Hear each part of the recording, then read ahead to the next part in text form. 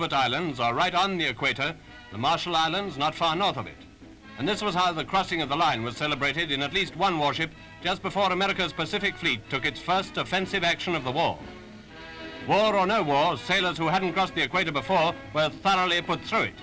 It's a way they have in the Navy, of every country.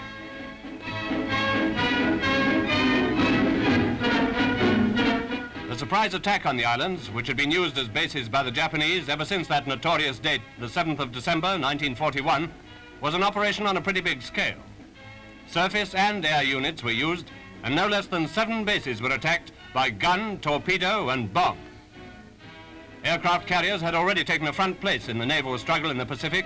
Japan used them in the attack on Pearl Harbour, and here America uses them in a strong, aggressive thrust against the Japanese push to the south. Admiral Housey, commanding the force, opened the attack with aircraft, which flew off to look for enemy ships and do as much damage as possible to the bases themselves.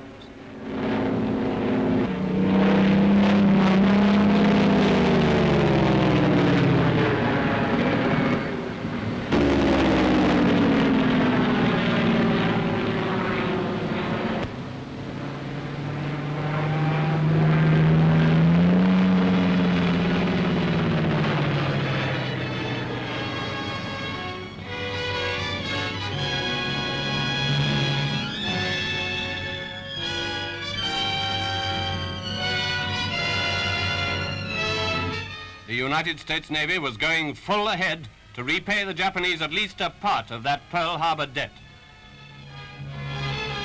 Besides the very natural desire to get a bit of their own back, they were out to smash up the enemy's attempt to establish himself on the flank of America's line of communications. For the Marshall and Gilberts lie on the direct route between America, Australia, and the southwestern Pacific, and the action took place about 2,000 miles southwest of Hawaii. As the American warships steamed at full speed towards their objective, they themselves were attacked by Japanese bombers.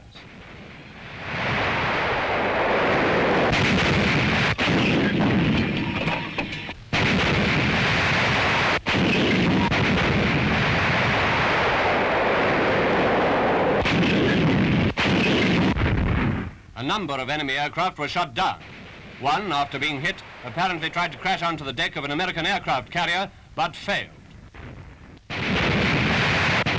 Then the force opened fire on its targets, one of which was the island of Watje.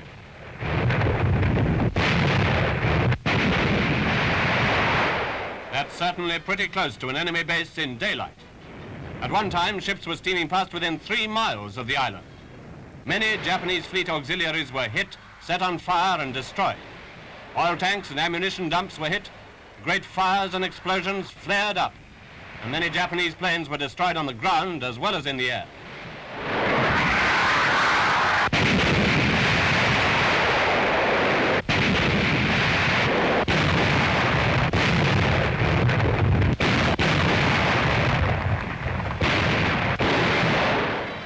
The first offensive action by the United States Pacific Fleet. A strong, successful raid at a very small cost.